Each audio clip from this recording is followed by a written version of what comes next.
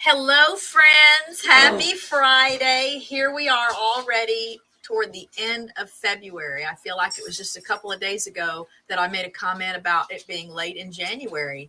So somebody please grab a hold of things and slow them down a little bit. Let me say hello to Brian and Shirley from Just Doing Our Best. Good to see you here today. Day One Adventures, how are you? Thank you for being here. And my friend Adam Sky, thank you for being here today. I don't think Bearded Eagle is really here yet. I know that message was left, I think yesterday. And the timestamp shows 1:05 p.m., but it doesn't give us the date. But that message was already there before today. So we will be bringing him up in just a little bit. I'm going to start the show with our channel stats for channel members and previous guests on the show. And hello, Jesse and Lisa at Lazy Days Ahead with Jesse and Lisa. Thanks for tuning in. No worries about moderating. I'm just tickled to see you here, and I hope you guys are being safe and following the traffic laws, right? So I'll be excited for you to be home, but I'm so excited that you're sharing this journey with us. So let's go over some subscriber counts. I've changed up the page a little bit. We gifted some channel memberships last Friday. So we've got a nice batch of channel members who are also content creators. We've got some channel members also that aren't content creators. So I don't have them on this spreadsheet because they're not growing channels. But we'll go over these numbers right quick. Then we'll bring Bearded Eagle up, pick his brain for a little while, and then move on to some other fun things. I'll have some stuff sprinkled in today. I'm going to try some new things. If you don't have it on your calendars already, we do have a members only live stream Q&A. Ask us anything tomorrow afternoon, Saturday the 25th at 2 p.m. So I hope to see many channel members there today. We will probably gift a little batch of channel memberships during today's stream as well. So if you didn't get one last Friday, be sure to watch for the green box that says that we've gifted some memberships. And then you have to click on allow gifts for YouTube to distribute them. YouTube just does that randomly. We don't get to pick who gets a membership. But if you're in the chat on a day when we gift them, then it's prime pickings for getting a membership. In fact, let me just do that right now. Which means I've got to log in to YouTube here. And it means also that I'm going to have to mute the system right quick so that I don't accidentally blast you guys with an echo. So here we go. And here come a little handful of gift memberships again. We really want to have a nice turnout for tomorrow's live stream. So be watching here in just a second for the green box to pop up. Click on allow gifts. You'll get a 1 month free membership, which means any members only content that goes up on the channel, you'll be able to see that, where just the general population that visits the channel won't get to see it. And then again, I will hope that we see you guys tomorrow for our Q&A, Ask Us Anything stream. This will be the first time we've done that. And it'll be the first time that Richard's done that kind of a live stream with me. So watch for that green box, guys. If it hasn't popped up yet, it should be coming up in just a second. And grab a membership while it's available. All right. Let's see. I'm going to share my screen. We'll go over these subscriber counts right quick. And then I've got Bearded Eagle in the green room, backstage, ready to roll. All right. So I've got this laid out a little bit differently. The orange boxes are our channel members that have channels of their own that they're growing. And I've added this column here to let you know that they have new content up for this week. Some people put up content every day. I didn't check shorts. It's not easy for me to see when a short went up. Sometimes I can tell if, if a short went up and then there's comments, a bunch of comments, and it says 1 day ago, then I know it must be a current short. But to click on every short on everyone's channel, only to find that sometimes it says the comments are from 3 months ago. I really am trying to keep it current. So if you see the blue cell with the asterisk in it, it means they have new content, either a video or a live stream that went up since Sunday. So this calendar week. And it's just more encouragement for you to check it out. There's some great stuff here, y'all. So some of these names will be familiar to you because I've shared them on the channel before. Some of our channel members have been guests on the show. But then I'll move on once we go over the channel members' subscriber counts. I'll move on to just the channels who have been guests on the show, unless you just were gifted a membership and I don't have you on the list yet. So I'll have to watch for that and see if I can catch it. Welcome, Erica Olson. Welcome, Nora the Stock Explorer. Welcome, Corner Clubhouse Cobalt. Hello, Paradox Fossils. And yeah, I see that those gifted memberships have gone out. So thank you guys for grabbing those up. I think last week there were actually 4 of the 15 we gifted that never got claimed, and YouTube doesn't, they just disappear. If they don't get claimed, they just disappear. So I thought I'd kind of sort of make up for that by doing a little handful again today. So first up on the list, Ordered Steps has gained some subscribers. I know she's been holding on to that 190 something for a long time. She's at 201 today. My friend Akashi Chris is at 344. Again, the green cells mean they gained subscribers. The yellow cells mean they're holding steady with a number that whatever they had last week. And then we will see a few of the like reddish orange cells, which means they lost some subscribers. So Mind Fork at 344 subscribers. My friend Byron at 12 Stones Ranch is holding on to that 1,770 something subscribers. My friend Joe Hupp in Australia, again, all of the orange are channel members. He is at 290 subscribers today. My friend Weave across the pond is at 3,090 subscribers, just holding on to that number. And then new channel members from the gifted memberships last Friday. Great channel, the Bud Files, Joe and Sue and their family. They take us on lots of interesting adventures and teach us a lot about the places they visit. They are at 1,060 subscribers today. My friend Ann Dale Homestead, one of the early homestead channels I met when I really kind of figured out that we were more in a homestead category than any other category. She is at 7,090 something subscribers today. My new friend Eagles Trekker is at 330 subscribers today. Laura at Hedgehog's Homestead is at 1,390 subscribers today. My friend Seth the Welsh, I met him at Dino's Late Late Horror Show channel. He is at 55 subscribers today. Katie at Mayfield Ranch is at 682 subscribers today. John at Home Bartending with John is at 277 subscribers today. Stephen at Papa's Kitchen up to 311 subscribers today. David Hunt is holding on to the 513 subscribers he had last week. And Brittany at Flannel Hill Farm is up to 126 subscribers today. I see that we have, I'm going to go ahead and squeeze in the new channel members that I just see that accepted gift memberships today. So Paradox Fossils, let's look at. Oops. I don't have much light on my keyboard, y'all. I'm so blind. And let's see if we can find your channel. All right, let me match it up with the icon in the chat. Where'd you go? Paradox Fossils. Yes, so Paradox Fossils, let's look at this number. I'll get these added to the spreadsheet, Boone Honey, after today.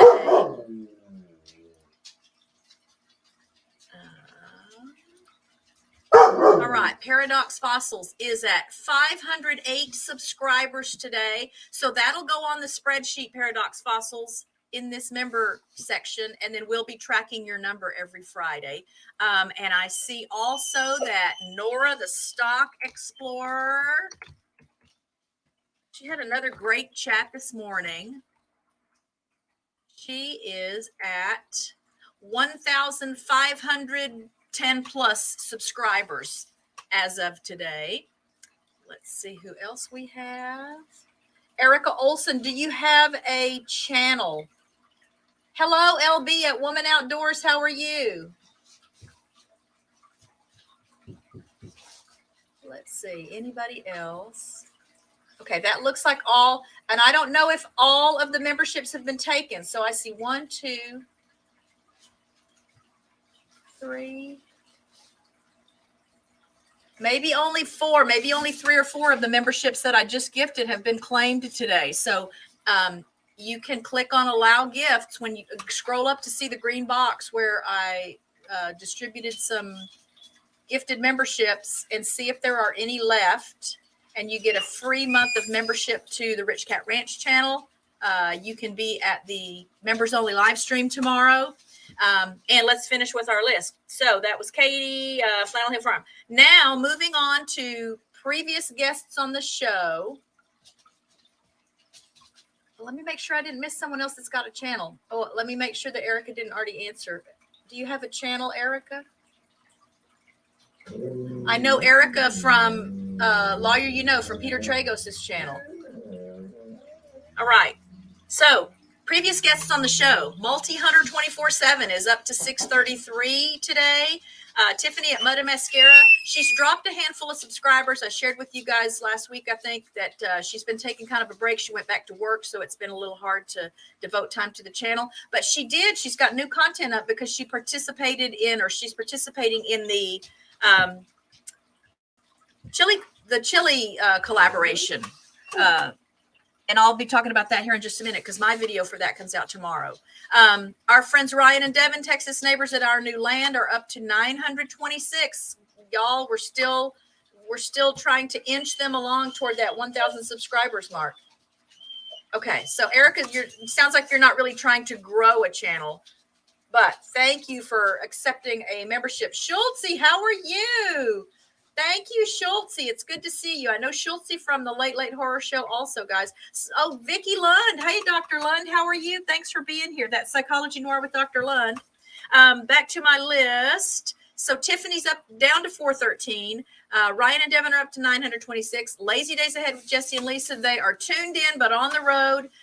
When he's able to be in the chat, he is like the mod father for me and so many others who live stream. But just send them safe travels vibes, guys. They are holding on to their 1,290 something subscribers. Ginger at Not For Nothing Homestead is at 612 subscribers today. She's the one who is hosting, along with Tony at Kettle Kitchen, the chili collaboration that's happening this month.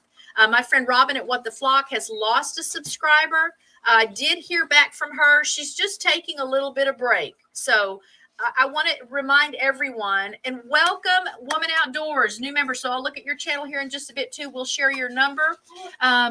She's taken a little bit of a break. I want to encourage everyone, when you start feeling pressured and stressed, take a break. Don't let YouTube create problems for you. If it's not energizing and motivating and satisfying for you, it's okay to take a little step back and give yourself a little break. So she's taking a little break.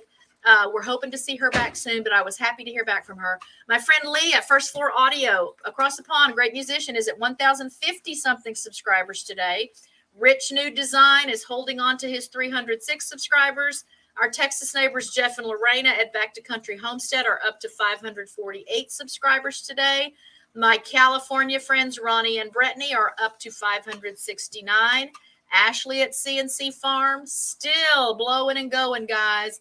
And she puts out a video virtually every day. So every now and then there will be one day skipped. But if you go back and look, I really think that's been a key to her growth, is she so consistently posts quality videos, enjoyable videos. So people visit the channel a lot because they know there's going to be something new often.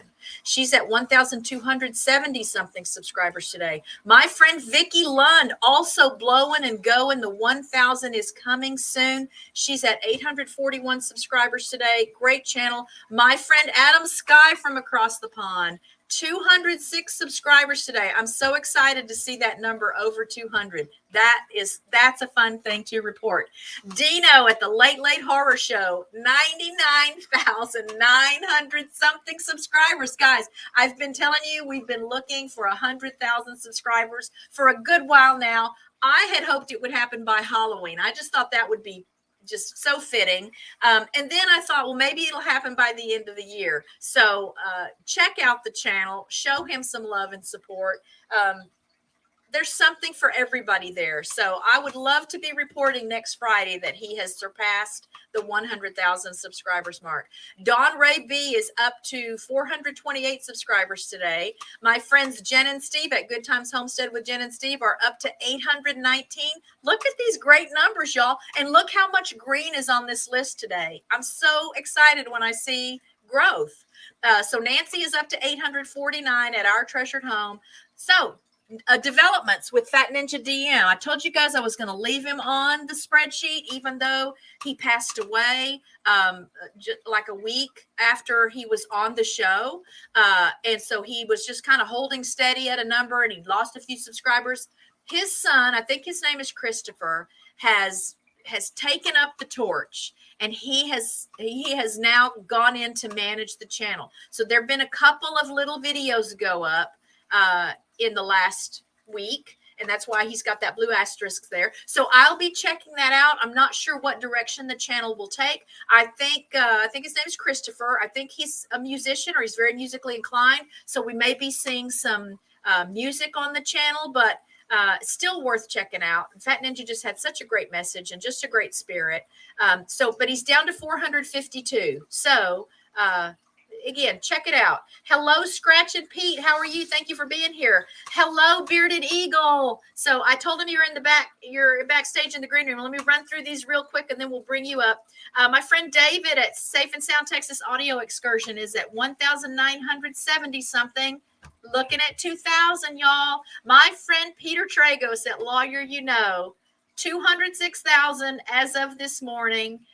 He's covering this Alex Murdaugh case, y'all, and I don't know why. It's like every month or so, some new case comes up that I just think is the wildest one yet. You know, before this one, it was the Daryl Brooks one. Daryl Brooks that didn't consent to being called Daryl Brooks. I don't know if any of you guys watched that stuff. And I just thought, this is the wackiest thing I've ever seen. Well, now there's this Murdaugh thing, and it's pretty wacky. And Murdaugh took the stand himself. I just don't know. I don't know. Something's wrong. There's a screw loose somewhere.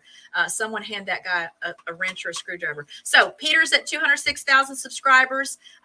There will be a 200,000K live stream celebration at his channel. There will be prizes. So get over there, become a member of that. Not for channel members. This is for everyone who's subscribed, but you have to be subscribed, I think, to qualify to win any prizes. And those are fun live streams. He did a 100K subscriber live stream too, and that was fun. My friend Ralph at Webb's Web is holding on to his 145 subscribers.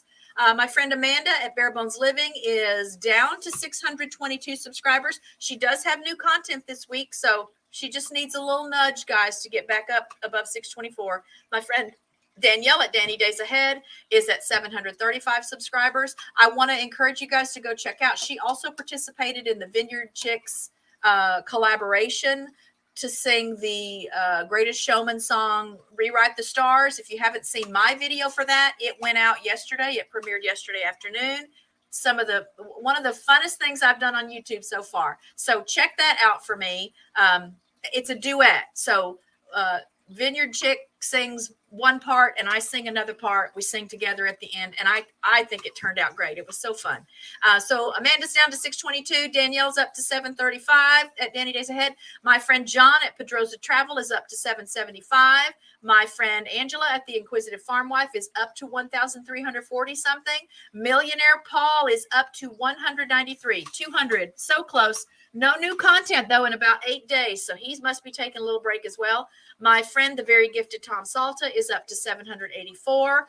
RichKatRanch, as of just before showtime, we were at 1,934 subscribers. Again, we will have a 2,000 subscribers live stream, giveaway prizes, some of our merch.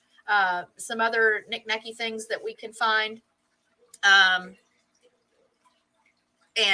we'll hope to see a lot of you there. It will be for subscribers only. Again, that was a lesson learned that first live stream we did where we gave away prizes. People I've never heard of, have never seen them since. So we will limit that to subscribers only, but I am asking for your help in reaching that milestone. So Marin at Palma Pioneer Pantry up to 263 today. Sparrow Spalding up to 1,180 something today. Kenny was on the show last week from the Adventures of Kenny and Debbie. They are up to 541.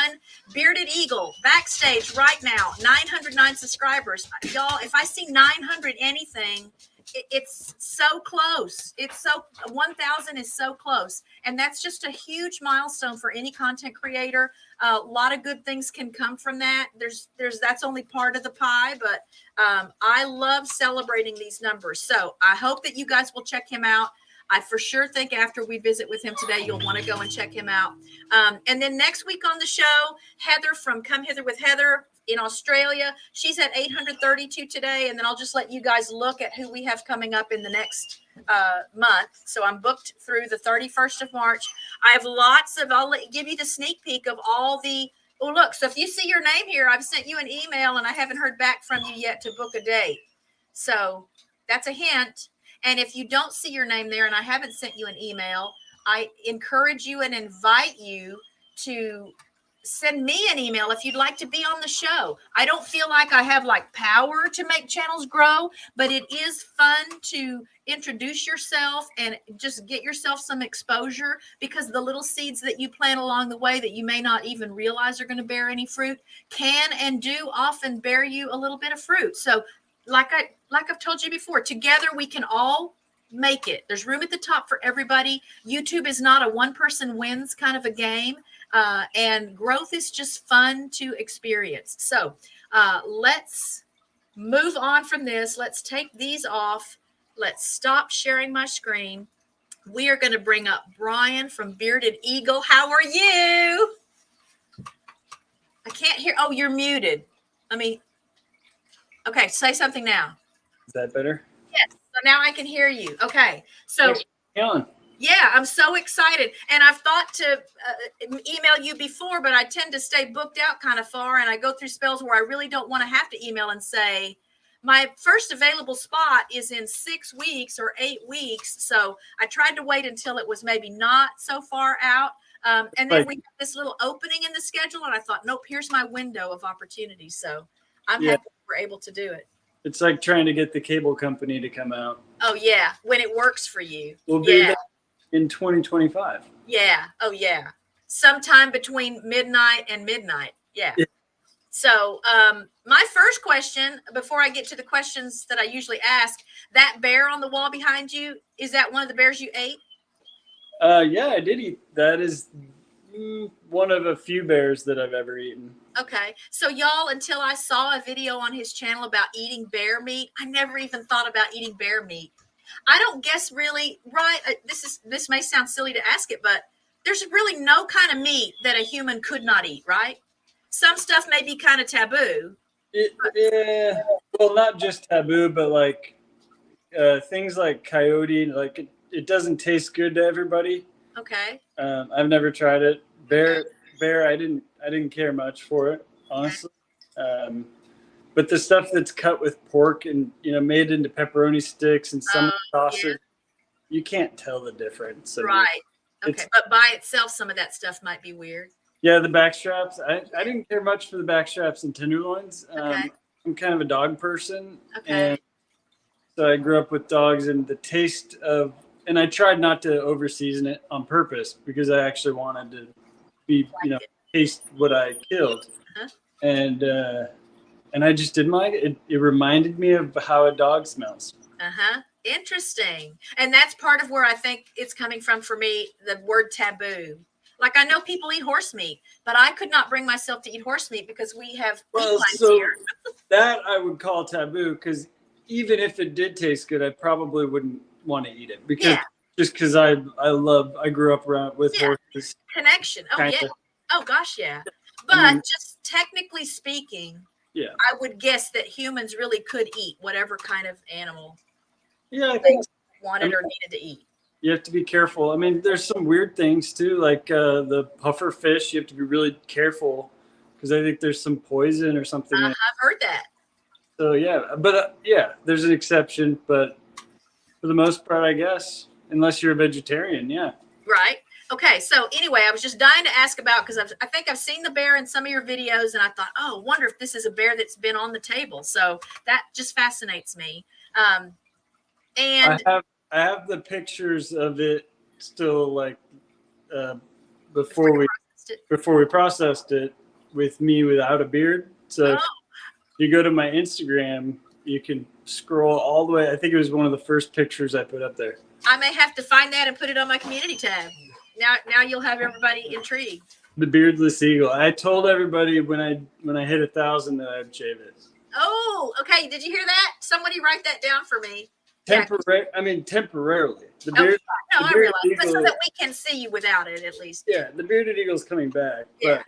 But one of my, and I don't want to jump to your questions, but the Wooded Beardsman has always been one of those channels that I've kind of kept my eye on. Okay. He's one of the coolest guys. I mean, just I've seen every video probably. And at one point he did the same thing. I don't know. He probably did it at like 1 million subscribers. But Okay. Yeah. You'll have to think really big for that, right? Oh yeah, he's a big channel. But That's fun. So tell us where you are geographically and what is your weather doing right now?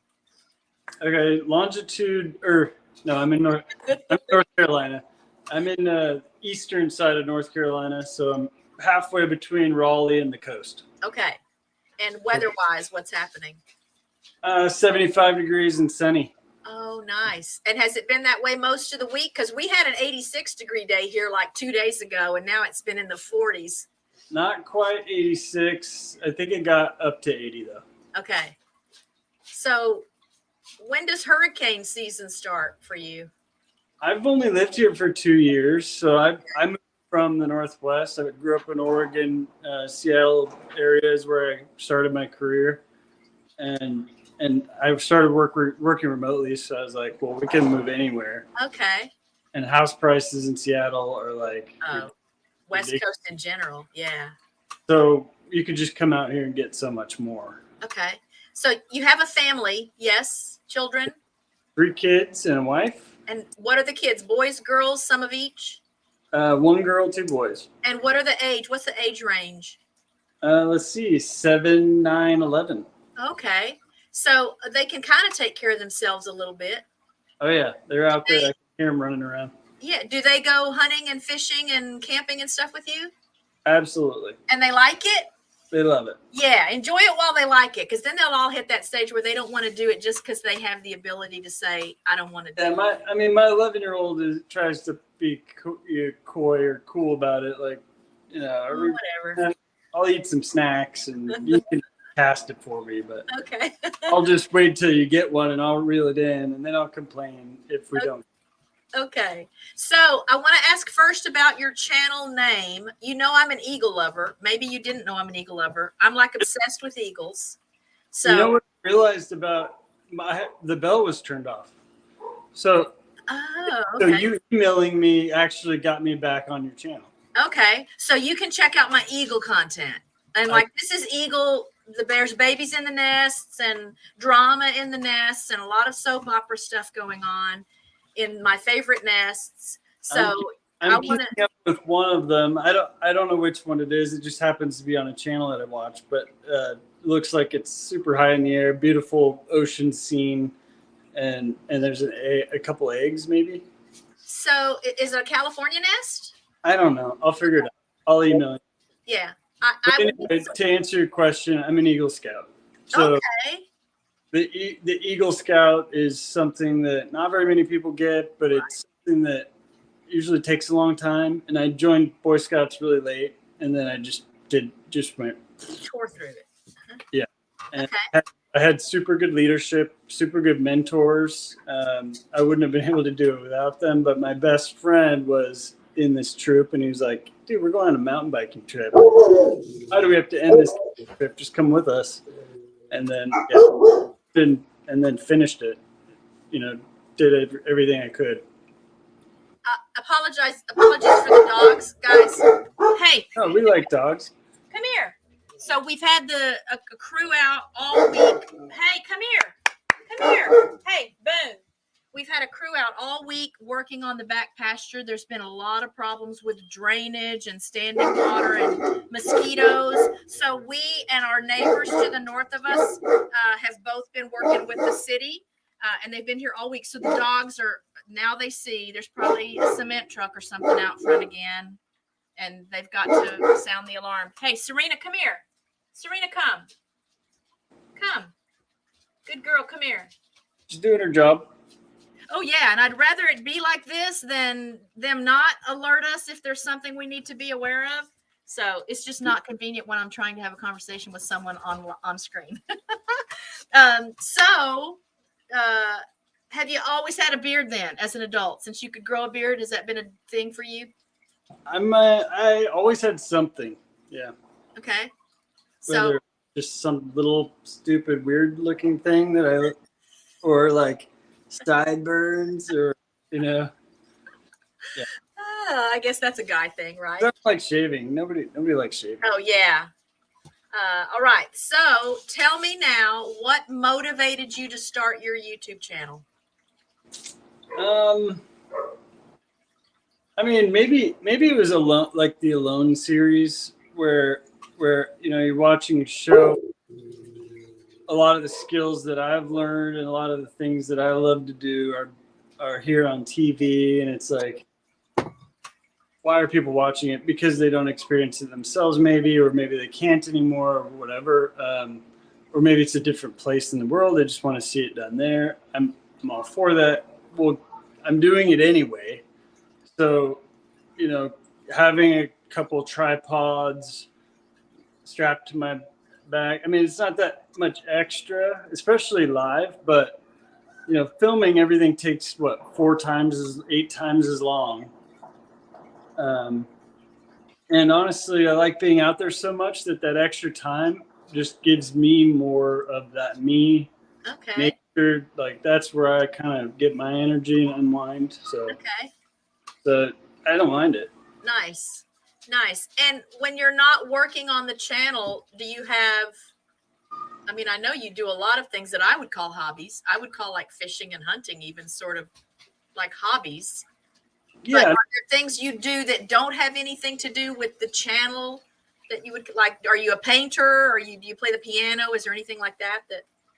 I play guitar, but I build software. Okay. Is that your day job? Yeah. Okay. So, for 15 years or so, I've been in software mostly as a project manager. Okay. And I always worked for companies that, maybe didn't see the world I do, the entire industry for that matter. But so I always tried to keep my name away from it. And then the recent tech layoffs took everybody out. So I'm not actually in software anymore. Okay.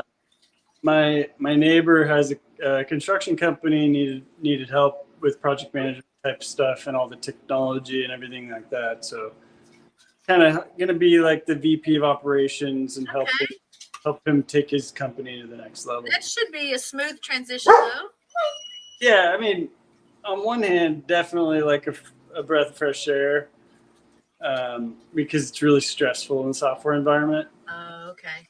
The tech industry is super. I've been at Microsoft and Google and startup companies. It's a lot of fun, but it's super stressful. And a lot of people don't see that because they don't really understand what I do anyway. Right.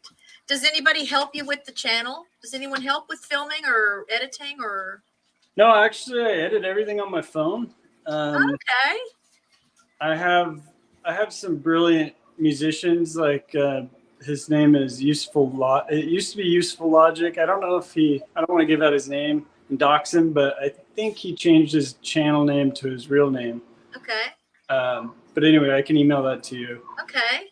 His name, it used to be Useful Logic, piano player, awesome guy. So he gives me some audio sometimes. Otherwise, I mean, my kids are the biggest help because there's something cute to look at in the video. Right. Oh gosh, yeah. It's like here, I tell people a lot of the content here creates itself. I just have to have the camera ready to be filming when it happens. So, yeah, kids and pets, man. That's or animals in general. Kids and animals in general. Scenery, the beautiful the outdoors channels and the homesteading, which I'm starting now, is like everybody wants to see the beauty that you're seeing. Right.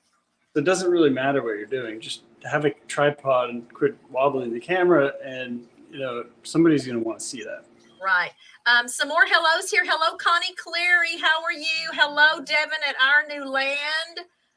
Who else did I miss? Hello, John at Pedrosa Travel. Hello, Katie at Mayfield Ranch. I hope I haven't missed anyone. If I've missed you, here's a blanket hello for everybody I might have missed. This is Brian from Bearded Eagle, who's my guest today. Hello, Kenny at the Adventures of Kenny and Debbie. Maybe Debbie is with you too. Hello to both of you. So now, what was the first video you uploaded to the channel, and what was the video about? They heard your dogs barking. Yeah. Boom. Sometimes the neighbor dogs get her going. I mean, so when YouTube came out, it was like when iPhones came out, and that was the only way you could send somebody a video of any length. So like I've had this channel, I think if you go to the about, it probably says like 2011 or something. But I've really not branded the channel and tried to be anything at all for like the last couple of years, probably. Right. The first thing I was doing is when COVID hit, Google sent us all home and we're working from home. And so I just started whittling. At Google, you have all these things to do when you're bored. And I'm not saying bored like people are just not doing anything, but there are times when you're waiting for something to happen and you can't really do anything else until that's done, and then you continue with your job. And it's a big joke in software. You're playing swords or shooting Nerf guns, and you're like, it's okay, I'm compiling. It's because once you're done, just like editing a video, at the end of all that work, you're compiling, and it's like you can't do anything else on your phone or your computer. At least for the phone, you can't do anything else. Same on my computer, pretty much. Yeah. But it's just like building software. I'm compiling. Oh, okay, go. It was like a Far Side or XKCD, one of those comic things where these guys are flying down the hallway on their computer chairs with fake swords. They're just screwing around. The boss is like, what the heck? And they're like, oh, compiling. And they're like, carry on. Anyway, so yeah, going home, it's like, what do I do with all this time? The kids are inside. Everything's a distraction inside. So I have to like stay out. This is my pool house. When I worked from home over there, I was just in the garage. Anyway, I just started whittling, and I was like, I'm going to film it. And I fast forwarded everything, even though it was time-lapse footage. So the video is terrible. You can hardly tell. I have the finished products. I mean, if I showed them on camera, people would be impressed, but the video was terrible. But that was my first one. And so, next question. Do you have a favorite video on your channel, or a video of which you're most proud? Well, the ones that you already shared out. I mean, obviously the ones with the most views are also my favorite. But my most memorable one is one that probably doesn't have very many views. I don't actually know. I was bass fishing at a lake nearby where I lived in Maple Valley, Washington. And we were just fishing with the family. I brought the barbecue. We were going to grill up a little bit. And I brought the tripod and just was like, okay, I'm going to film. We just caught a bunch of little tiny fish, but the kids had fun.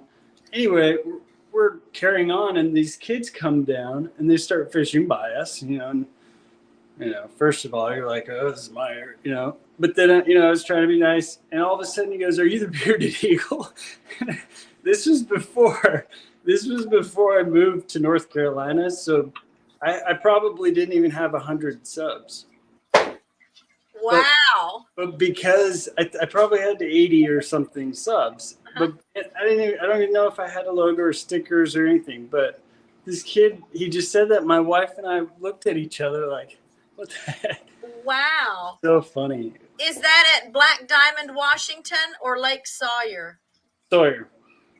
So here's the link for that, guys. Hang on one second. Oh yeah, I mean I don't think he's in the video, but I'm just saying, like, when we were filming that video, it was just like one of those moments where your body's, you get the chills for no reason, and it's like wait, how do you know me? And he's like, oh, I just when you put your location on the video in YouTube, it goes a long way for people in that geographic area. Interesting. Okay. I don't even click. I don't even work in that cell. I don't do anything. So he's essentially a neighbor and fishing at the same lake. And he's like, oh yeah, I watched it just to see where I should fish. And I saw your video. Interesting. Anyway, I just posted the link though. So the link for that video, I think I have the right one. If you guys want to check that out, then check that out. And I guess that's something that we all kind of think about is, will we ever be somewhere and someone will go, oh, hey, are you Kat from RichKatRanch? I don't get out much, so I'm sort of protected from that anyway.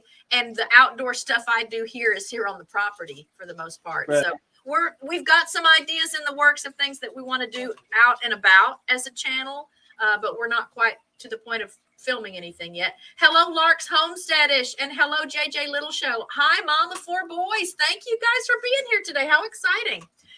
So what is something you always keep in mind when you're preparing content or thinking of an idea, or even as you're filming? What's something you always keep in mind? Well, because I'm doing outdoor stuff, I try to keep any civilization, is what we called it in Boy Scouts. When you're coming off the back trail and you see the first house, or you see a road, a fence line, a power line, those kinds of things, I try to keep out. But honestly, I'm thinking about what I'm seeing, and what are the the blue sky. So sometimes you turn on the camera and it washes it out. So you have to figure out where to touch on I use the phone, so where to have it focused so those colors pop. That what you're seeing before you start messing with the video is making sure everything's set right. Those are the big things, and then making sure you don't have to edit a ton. Right. Taking large amounts of video is just going to take longer to edit, but if you're taking little 10 to 30 second clips, even if you do the same 10 to 30 second clip over and over and over till you feel like you did it right, that's less editing than going through a 15-minute video and cutting pieces and dragging and dropping. Yeah, I tend to do more of that kind of filming, the long videos, because I'm waiting for, I can see something, oh, they're getting ready to fight, or she's getting ready to lay an egg. Yeah. I just gotta wait, and then I end up chopping and throwing away 75% of it when the thing I was waiting for really happened. But again, I just have to have the camera ready, because sometimes I just walk out and there's something I didn't expect to see. So if I don't, I'll tell you the technical reason why it'll exponentially take longer is because even though you're cutting things out, it's still in the memory. So when you're compiling, it's compiling the entire video, even though you took 99% of it out. Interesting. Until you're finished compiling, and then you go back and delete all it. It has to store all that memory. Interesting. Because you can hit undo. So you can, right. You can undo. We, as the software, have to remember what you were doing. Oh, wow. So that makes sense. I'm thinking of times when I've completely taken a clip out And then you And can then I want to clean it, then I back. want to delete it from my computer because I think I'm not going to use that. And it tells me you can't delete that. It's being used while I'm rendering or whatever it is I'm doing. Interesting. Now But that's also how it allows you to squeeze a piece, and then maybe you come back 15 minutes later, you can drag extend it back out. Right. because Okay. keep it all in memory. So Interesting. the smaller clips are actually, and so what I sometimes will do is I'll go in because like I said, I use my phone. I'll edit the clips themselves before I pull them into my editor, and make so that Right. what Okay. the editor is dealing with is, a superset of what's left of what I think. All right. I get it. And that makes sense now. So what's your favorite thing about YouTube so far? I like these lives. Yeah. I like the panels. Sometimes the kids go to bed and I'll stay up and find one that are having a good time, or like these ones where you can kind of get to know people and tell people something they didn't know about the channel, like my first name. Yeah. Yeah. And I sometimes think, oops, was I supposed to say that? That's all right. Okay. So people will have to rewind if they want to hear it now, right? Yeah. So what's your least favorite thing about YouTube? I mean, I don't like how we have, like right now I have to worry about how I answer that. It's a little bit more, there's that medical disinformation. There's all these questions you have to ask yourself, or you can't just be yourself. And I like the cool thing about what should be social media, which isn't, which it should just be people being themselves. You shouldn't have any, if you're worried about something somebody saw, you probably shouldn't have been on it to begin with.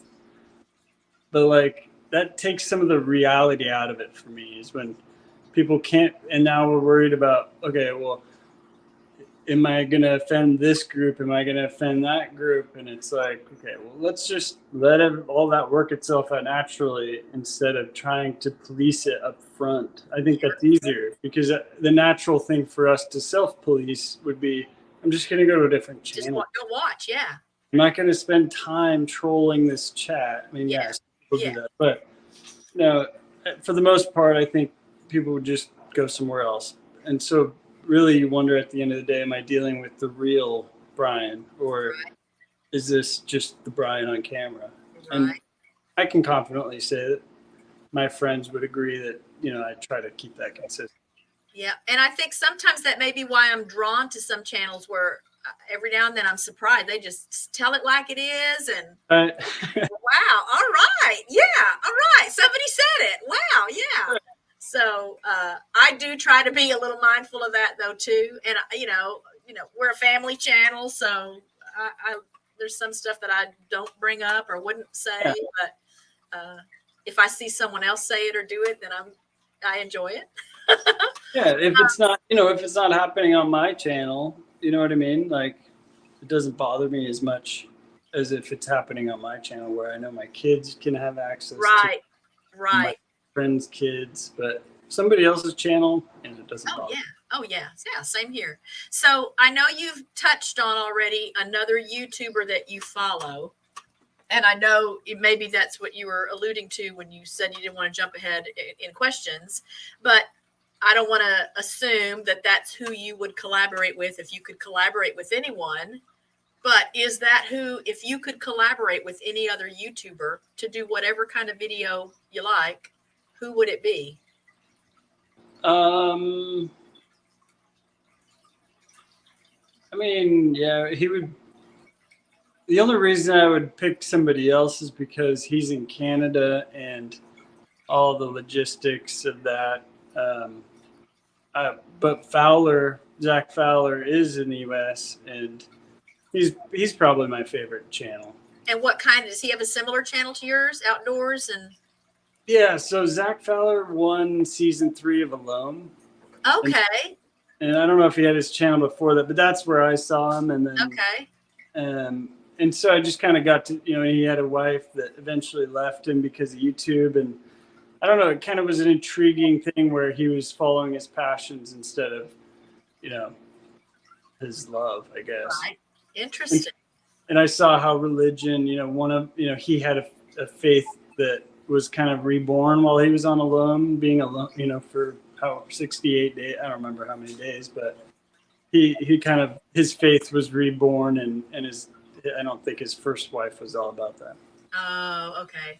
So it was interesting. And then, he just has clean, good family content, kind of like Dude Perfect. I mean, I guess Dude Perfect would be fun to hang out with too, but okay. I think Mr. Beast is the famous one around here. Yeah. He lives in my city. Oh, okay. Have you seen him out and about? I mean, he's come to my kids' schools and he just like hands out laptops. I was gonna say money. Yeah, he just hands out money. But no, we haven't seen him first. Yeah. So newsflash: if anybody in my chat has not heard of Mr. Beast, that's like the opposite of my channel right now. I don't even dream about ever being that. That is the one. Well, I know there's more than just Mr. Beast, and there are even bigger channels than his. But yeah, that's the one I'm most familiar with. And he just seems like a nice person. He seems like a real person, and that makes me more interested in what he does on YouTube than some of the they just do stuff for views, or that's kind of a turnoff for me. Hello, Ashley at CNC Farm. How are you? Hello, Joyful Julie. Make sure I didn't miss anybody. I'm so tickled that you guys are here. Ralph at Webb's Web. How are you? How did I miss that? Thanks for being here today. So now, non-YouTube, sort of, what's your favorite kind of food? And you could do a couple things. Like if you're going to a restaurant, like what's your favorite food? And as far as like you're hunting, you're doing your own hunting and fishing, you can tell me both of those. What is your favorite? Okay. Well, I've never shot an elk, but elk is my favorite wild game. Okay. Generally cut it with beef, and the burgers, they're just amazing. And you can make them super thick and they cook perfect. Anyway, elk is by far the best for me. Okay. At a restaurant, I like sushi because it's one of those things that I haven't learned how to cook. And not to say I know how to cook everything, but it's one of those things I haven't tried to cook. Okay. Mostly because raw meat is one of those, especially in America, I guess, is one of those things we are trained to be against, or wash your hands 10 times and then wait, but now I'm gonna eat it. So I think that's why. Plus, my family doesn't like seafood as much as I do, so I try to order that when I'm out. And you're right there near the coast. I have always been by the coast. So I grew up in Oregon, Washington, and Alaska. Okay. And in Alaska, we used to fish every day. Like, I think I learned to ride a bike on a fishing dock. Okay. We were always fishing and crabbing. And then obviously over here, I'm getting attacked by our new summer flies. So you obviously said you grew up in Alaska, but as far as traveling, do you like to travel? Where's the farthest you've traveled, and what was your favorite trip ever? I think both of those are the same. I mean, actually, okay. I don't know actually which is further. I went to the Caribbean on a cruise, and then I've been to Hawaii a couple times. The cruise is definitely, if you're going on a Caribbean or somewhere tropical, that's definitely better than Hawaii because you're on an amazing ship that I could take 40 minutes to describe, but 3 movie theaters, that kind of thing. Okay. And then you're stopping at ports, so you can you're going on multiple vacations almost, because when you're on the boat and you're at sail, or especially at night, they kick up the engine. You feel like you're somewhere else. You don't feel like you're on a ship. But then all of a sudden you're in Mexico. Now you're in the island that the cruise line owns. There's the only people on it are the staff. Right. It's cool. The cruise is definitely the coolest thing. Okay. And I know you have a dog. Do you have other pets? I know you have a rabbit. Is the rabbit a pet? Yes, we have a pet. We're not going to eat the rabbit on purpose. Survival situation, of course. Right. But, Well, that's why earlier when I was sort of alluding to that about humans really could technically, theoretically eat any kind of animal. Golden retriever. If they had to or wanted to. So. No, we have a cat, a dog, and the rabbit. And then this year is probably the year we'll get chickens. Okay. What kind of dog do you have? Golden retriever. Okay. Boy, girl? She's a girl. And she's how old? I don't know, 4, 5, maybe 6. Okay. Middle age. Do you consider yourself more of an introvert or an extrovert? I don't. Honestly, it just, all humans are on these waves. I don't think that I'm ever, one or the other for an entire month, but I think I go through periods of time of both. Okay. How about, are you more artistic or analytical? Again, I'm both. Whatever it calls for. I'm ambidextrous. I'm all kinds of weirdness. Okay. Yeah, I don't know if you may not have heard my story about being born left-handed, but people not realizing that some kids are born left-handed. So I had to learn to use my right hand. So now I do a lot of things with whichever hand is easier to do it. Yeah. Hello, Ginger at Not For Nothing Homestead. Sorry about that. Go ahead. Oh, you're fine. Mine's a little different. So when I was born, my dominant arm came out first, and the doctor pushed it back in and broke my collarbone. So I was left-handed at that point. Oh, wow. Because I can't, there's nerve damage. And so, oh, my gosh. When you have a birth injury, it just lasts forever. So right. It has a name. It's Erb's palsy. Oh my goodness! Yeah, look, we're all learning something new today, guys. See, some people. Did you know? There's a did you know for today. Erb's palsy can go from your clavicle up and part of your face, and affect nerves. So, oh wow! I don't know what I have to look forward to. Wow, interesting. So, do you watch much TV, any TV? Do you really just watch stuff on YouTube? I know you watch alone. I don't think that's any place but on TV. No, and what I do is I wait until there's enough of the show that I can get my binge it. So I don't like conventional old TV because I'm not going to wait. First of all, I'm not going to wait for this commercial, but I'm also not going to wait until next Wednesday to find out what happens to Lucy. So I'm weird. If I'm a binge watcher, I don't miss out on life, but I'll stay up late when I know I have time to squeeze it in. I'll watch until it's over. Nice. So what's your favorite TV show? Well, I just started.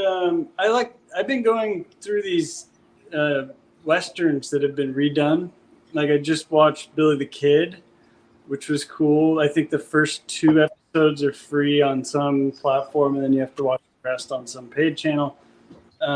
Yellowstone, I really like. Even what's the one with Kushner? The Ranch. That one was. Yeah. Even though it's just kind of a comedy thing, but it was entertaining. Have you watched Longmire? Oh yeah. I love that. I wish they kept going. I always pull it up, and I'm like. And it's funny. I only started watching it because it has Katie Sackhoff in it, and I know and like Katie Sackhoff from the reboot of Battlestar Galactica. Okay. So when I saw that she was in it, I thought, oh, let's watch. This is different for her. Let's watch this. Love the show. So there's a plug for some shows for you guys to watch. Yeah. So where do you see the channel in the future? 6 months from now, a year from now? What do you want to see? What do you want your channel to represent, or what do you want it to mean for you and your family? Well, I don't want to make separate channels. I have a lot of different hobbies. A lot of people are like, oh, you have to have different channels. I'm not going to do that. What I'm going to do is just try to keep building in each one because, there's a DIY aspect of my life now with 5 acres. There's, this outdoors aspect. There's fishing, there's hunting. I'm just going to try to keep everything moving, just like a good project manager. All right. That everything is progressing and that I'm properly communicating those things to the stakeholders. Are you most excited about a particular aspect of that then? Is there one particular branch that you're more gung-ho to take on or develop? I have a lot to do on my garden. So like the homesteading part is probably going to take spring and summer focus. If I'm not successful, you might not see any video. But like, I've got my starters over here in the window that my daughter and I did. So at some point I'll do an update and show that they didn't all die. They lived. But yeah, slowly we're going to be building out the garden. And like I said, chickens and, I would like a lot of different things. It's just trying to take it slow and keep everybody on board, Okay. And are you on other social media? The Bearded Eagle has a couple things. I think Instagram and Facebook. I'm just not very good at logging into Facebook. I call it fake book. Yeah. But I've heard other names for it. I won't say here just because, again, those police are. Instagram is simple enough that in terms of features that I'm using, that I use that pretty regularly. That or email is a good way to get a hold of me. But yeah, and my real identity is on LinkedIn, so you can try to find me there. Okay. And do you have a beard there? Oh yeah. Okay. And now let's see. I think I only have one question left for you. And then I just posted something in the chat. So don't do what I just posted in the chat until I can ask him this last question. You're stranded on an island. What 3 things do you want to have with you? Okay. Oh, this takes a setup. Look at that. I have all the 3 things. I just have to think of which one I want. So probably going to be a fixed blade. Sorry, woman outdoors. It's probably going to be the K-bar. Okay. Military knife, right? Yeah. Yeah. And then definitely a ferrocium rod. Okay. Flint and steel type of thing. I wear one around my neck, so this is definitely going to be on me. And the third item. It can be anything you want, even if it doesn't make sense. It's probably going to be a tarp. Okay. So shelter and a way to get food and. Yeah. Yeah. Okay. So you're just being ultra practical. Yeah. Oh yeah. This is something that I've been planning for my whole. Okay. Okay. Well, that's what it was supposed to stump you. It wasn't supposed to be something that was part of your everyday thought process anyway. So yeah. So if it you sounds guys, scary. It sounds scary to me. It's exciting. Okay. Yeah. Yeah. It's funny. I don't think of it as a scary thing either. I just feel a lot of pressure to decide right or to make the right choices. I wrote an email to Alone, so I have a list of my 10 or whatever items in my journal. This was right up your alley. That's awesome. Yeah, I like that. Awesome. All right. So is anybody going to try this new thing? So if you have a question for Brian, if you have a question for me. Oh yeah, I have time. Let's try it. Somebody try it. I want to see how this works. Because if it works well, I'll do it in future live streams, and we'll do that for at least part of tomorrow's Q&A live stream. There's a phone number. That's fancy. So I want to try that. Somebody just for kicks, call it and let's see. I know you're watching. Yeah, come on. I want to see how this works.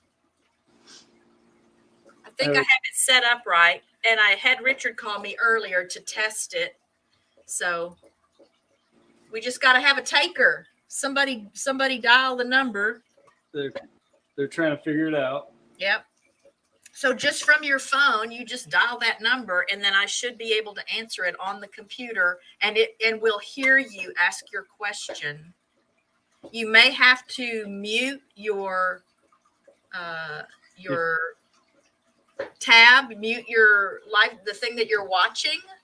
Richard said he could hear an echo, and then he was at work when he called me, so I don't know why he heard an echo. I didn't hear an echo. Hey, Lee at First Floor Audio, how are you? Oh, here comes somebody. Oh, let's try this. Hello, Ginger. Hello, Miss Kathy. How are you? I'm good. Can y'all hear her? Yep. All right, it's working. So tell me, Ginger, do you hear an echo? I hear myself. Okay, yeah. I couldn't, yeah. I think Richard maybe could hear himself. So I don't know if there's a workaround for that. Maybe as a software guy, Bearded Eagle, you can give me some pointers. This is just through phone link, Windows, Are you coming from my Uh-huh. Android phone. Is she on a computer? What's that? Is she on a computer or phone? I said, okay. No, I think you're calling from the phone, right, Ginger? Yes. But are you on the computer watching the show? No, I was on my phone watching, and I just thought I would call because I had a question. Okay. Let's ask your question. I'm so excited, y'all. This will be my first ever live call-in question ever. I'm going to start a new thing, y'all. I know. This is super fun, Kathy. Okay. I like this. Awesome. So what is your question? What is your question, Okay. Ginger, this is Ginger, y'all, from Not For Nothing Homestead. So behind Bearded Eagle's head, there is a bear on the wall. Yeah, you missed it. You weren't here at the very beginning. My very first question was when he got here was, is that one of the bears you've eaten? So you tell her again about the bear. Yes. So we hiked up this hill. It was like 4 p.m. when I got the phone call. He takes me up. I can't hear him though. Uh-oh. Okay. Let's see. What can we do to make... I don't know if turning up my volume here, because I think if I turn my volume up, it'll turn your volume up. Maybe you have to call in and ask your question, and then you hang up and listen. There you go. Okay. Yeah? So I'm sorry that I repeated a question from the beginning. No. I'm so sorry. Oh, no. I'm thrilled that you called to test this out. And so there are other people that came in. It really was the very first question I asked him. So I know there are a lot of people that came in after that. So this will be new. This will be new for lots of people in the chat. Yes, because I was just so curious when I saw. So I want to hear the story about it. So I'll hang up now that you know my question. Thank you, Ginger. Love you. Okay, thank you. Love to you too. Nice to see you. You probably just have to wait a few seconds for the delay. All right, you're back to full volume now. She'll have a little bit of a delay. Okay. Hi, Betty J. Gathers. But yeah, Hi, Urban American Homestead. Sorry. Or maybe have her type in the chat when she's back. Yeah. So Ginger, type a little thing in the chat to let us know you're back. Then we'll know we're not going to be working with volume discrepancies and such. But I'll tell a different part of the story that I didn't already tell.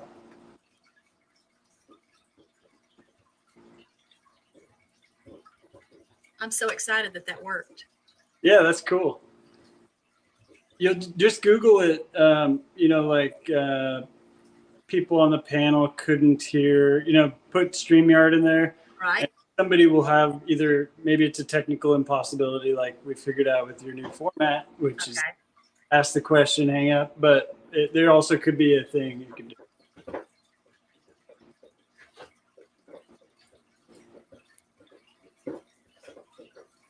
Yeah, I'm guessing she may have had to leave the stream to call and now get back to the stream. Yep. So give her a little bit more time.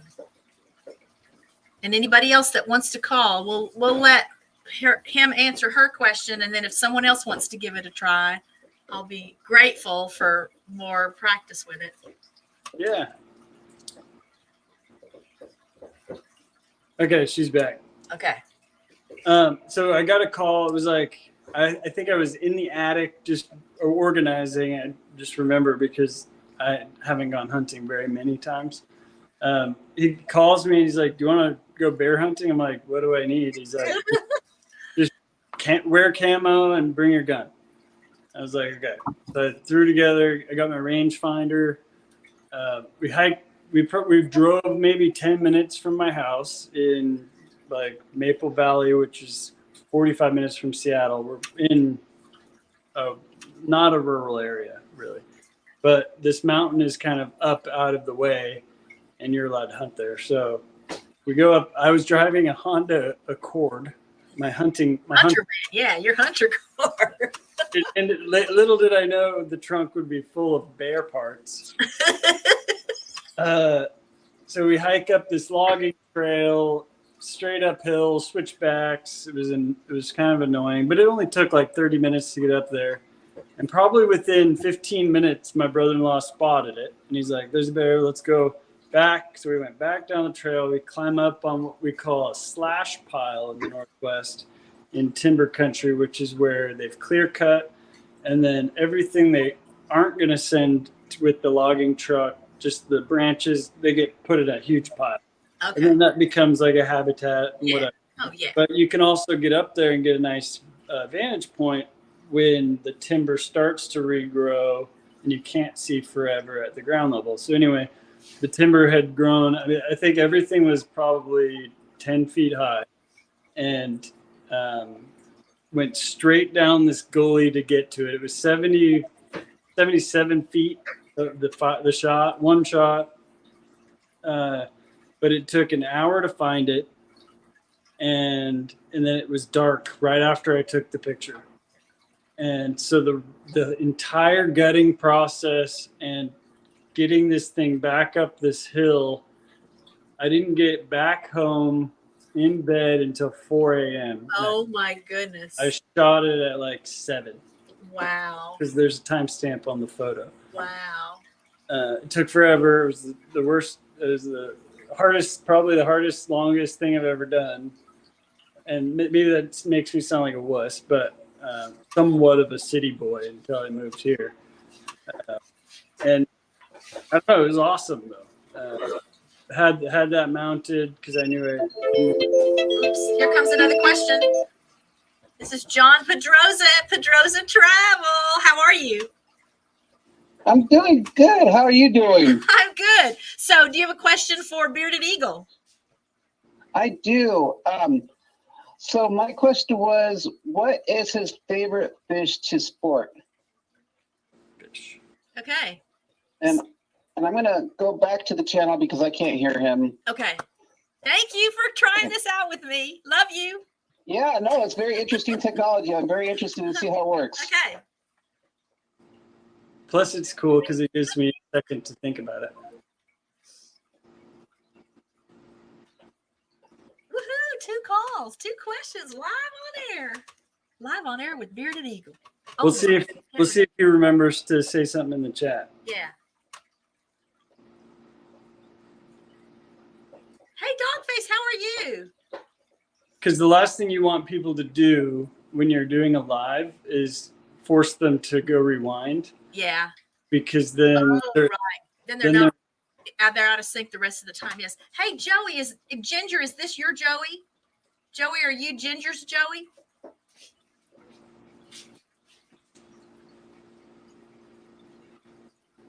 We're just giving John, if you're just now coming in, we're giving John Pedroza a minute to get back into the chat. Again, I'll work out some kinks with this. I just really wanted to try it out. I'm a night owl. We had this discussion at Bland's Promised Land Ranch last night. You know, are people night owls or early birds? And I'm a night owl. And so a lot of times at night, I'm just surfing around on YouTube, just finding some wacky, like you, just finding a wacky live stream to watch. A lot of times it's not a channel I've ever even heard of before. And so one of the ones I came across a couple of nights ago was a live stream call-in show. And it's like they're not preppers, but I and I don't want to say like anti-government or something like that, but it's just people that are like us, patriots, and and so they were discussing stuff like that, and people were calling in and talking about Ukraine and just random stuff, but the call-in aspect of it, and they just had a phone number on the screen, call in. And I thought, oh my gosh, that's what I want to do. I want to figure out a way to have people call in, but how do they call in and the chat can hear it? So I think that part we've got worked out. I just want to figure out, John's back in the travel. John's back in the travel. John's back in the chat. I just want to figure out now this volume thing. But Ginger and John and everybody in the chat, let me know. Do you think that's like a turn off that you would have to ask your question and then hang up? Or is that okay? At least okay until we figure out another way to do it. So go ahead now and you can answer his question.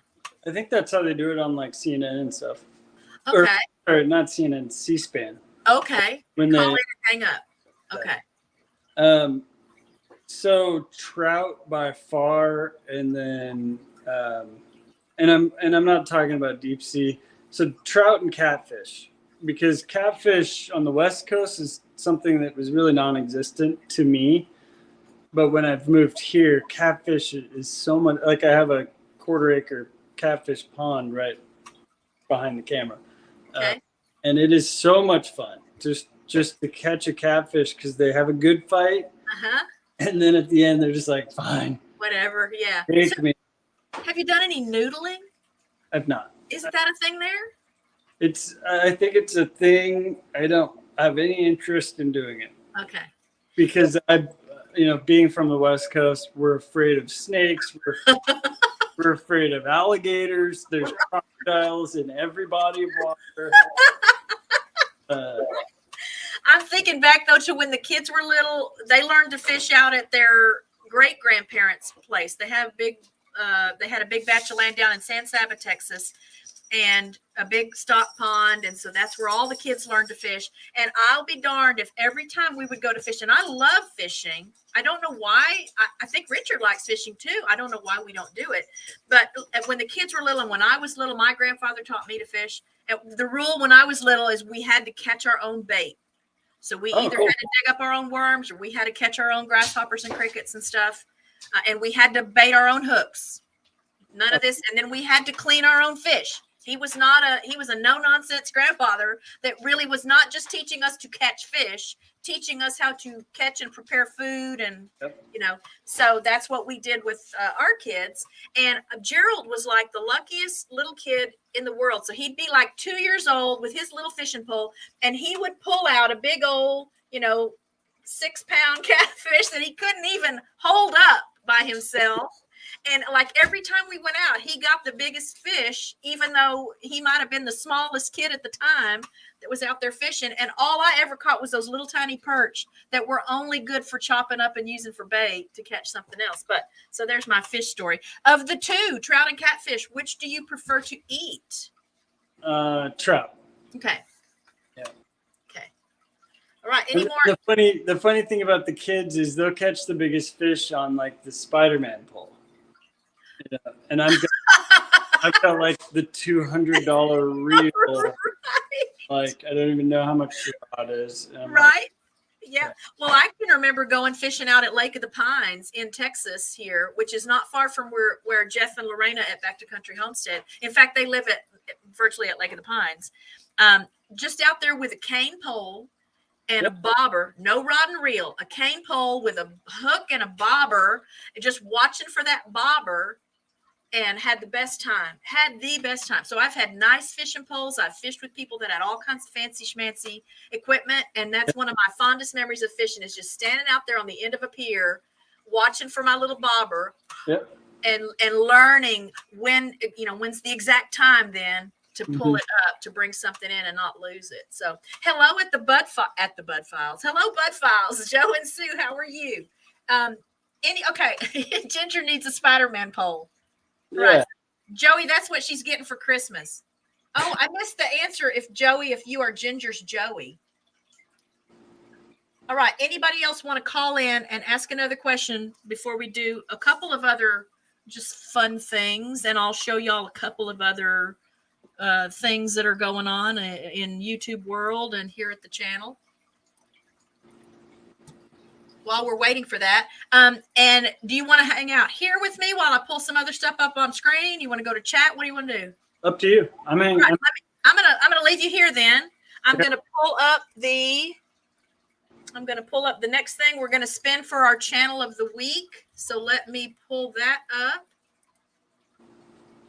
I don't remember if you've come up for channel of the week. You might have been a channel of the week one week. All right, let's see what we get. Again, if you're new here, I don't have my Eagle channels here. So it's everything else that I enjoy watching. And I don't have all of the music channels. I don't have David Bennett piano. I don't have, I think, piano. There's a couple of other things that are very piano related since I play piano. I don't have those on there. But let's see what we get this week. And it's just to maybe introduce you to something that is new to you that you might enjoy checking out. At some point, I'll compile a little. Oh, look who came up, Vicki Lund, Psychology Noir with Dr. Lund. And I'll just say again, plug for the channel. She's got some amazing content there. She's got a great gift for analysis and for making some potentially complicated psychological and psychiatric issues as they pertain to celebrities and cases, criminal cases in the news. She's got a great way of making it understandable for just regular folks, and she's a wonderful, wonderful person. One of my best friends, like real life friends. She has become a best friend for me because of YouTube. I met her initially at Dino's Late Late Horror Show, saw her the next day at Peter Tragos's Lawyer You Know channel in a chat, and things just went from there. She was a guest on the show last summer, so check out that interview if you haven't already seen it. And then let's do another thing here. Oh, actually, here's another thing I'm going to do. I'm going to put a question on the screen. This is from the random question generator. And you guys can sound off in the chat. Again, if anyone else has a phone-in question you'd like to ask, either ask for Bearded Eagle or for me, or for someone else in the chat, whatever. Hey, come and get your 15 seconds of fame and help me try out this new thing. I'm so excited about that. Can y'all tell I'm excited about that? It's cool. You should be. I'm just excited that like people could hear it. Obviously, I knew I could hear it because Richard called and I could hear it just fine. And I was recording. I was doing a StreamYard recording thing just so I could then go back and watch and listen, but there was no interaction between someone on the screen and the person on the phone, so I wasn't sure how that would work. So I'll get that figured out at some point. So Joey's favorite smell is ginger cooking dinner. I know somebody that figured it out. Okay, So I'll email you. perfect, thank you. Urban American Homestead's favorite, let's see, I'll just put these answers on the screen. Favorite smells. So I'll tell y'all and you can answer too here in just a second. I love the smell of like onion and garlic sauteing together. I mean, I think I could just eat onion and garlic together, sauteed in a little like butter and olive oil. That almost works like medicine for me to think about that smell. So Brian and Shirley just like the smell of food. Yeah. Any food. Yeah. So yeah, there's another thing. Baking sweets. Baking I love the smell of vanilla and cinnamon and things that I think you would associate more with baking. And here's another question now for the chat. So what is your favorite smell? I mean, probably bacon. Okay. Oh, yeah. Yeah. Have you ever made your own bacon? I've not. Okay. Have you killed a pig or a hog or? I've gone hog hunting. Okay. In fact, that's one of my more popular videos, and I'm surprised because I didn't actually kill one. Okay. The guys that I was with did, and so it was a good experience, and I got some meat, but didn't get to do it. And so I've only gone hog hunting once. Okay, so that can, for a lot of Texas farmers, a lot of people with property here, that can be a huge, huge problem. Yeah. Like I would imagine there's hog hunting companies out there that probably make great money Yeah, going out and helping to control that population because they it's an invasive species. You can look at not only the map of today, but you can look at the projections. I love doing that. We had this program in college at Oregon State, and you could introduce a species to an environment and then simulate what would happen over time, and you could speed that up and see, like, it becomes a new species, or it just takes over, it kills it was interesting. So I find fascinating things. Well, I would think that programs like that are probably used for like deer season and other hunting seasons to determine what the limits are, right? Yeah. So there's projecting. Yeah, and the problem is they're just like weather. It's all built on a model, which is just data aggregated over time, and it kind of assumes a lot of things. So data models aren't even close to 100%. Okay. Did y'all see that second question? Anybody got an answer for that second question? We'll let you go first, Bearded Eagle. Can you see it? Yeah, absolutely. Yeah. Have you served in any city or municipal capacity before? Good question. So I was a delegate in the state of Washington, King County, for 14 years. Okay. So I went to the convention, the state convention. I didn't go to the national. Had my person on my shirt, and you have your bat. It was really exciting. It was cool. And I was really involved in politics. Never tried to do any public. Okay. Do you hope to get involved again, at least on that level where you are now? Yeah, honestly, I wouldn't mind. But this state is in pretty good shape. So, and we just had some really good legislation go through. So people will tell you, North Carolina's perfect. I'll shoot this over. Okay. All right. So maybe no one else wants to answer that question. Here's another one. Who's the most famous person you've ever met? So I'll go first. So a couple of people, the very first famous quote unquote person that I met, I was a senior in high school, and the show choir that I sang with, we went to the Fairmont Hotel in Dallas to see Jack Jones sing. So Jack Jones, if you don't know, probably the biggest song people know him from, he sang the Love Boat theme. That's Jack Jones that sings that. So he was going to be at the Fairmont. This was like a really, for us, just high schoolers, man, this was high class. We got dressed up. And while we were there, there was like an intermission or something. And Ron Chapman, who was a very popular, famous, so to speak, DJ for one of like the adult contemporary radio stations in Dallas, was there. And I was a huge fan. I listened to the channel, or listened to the station.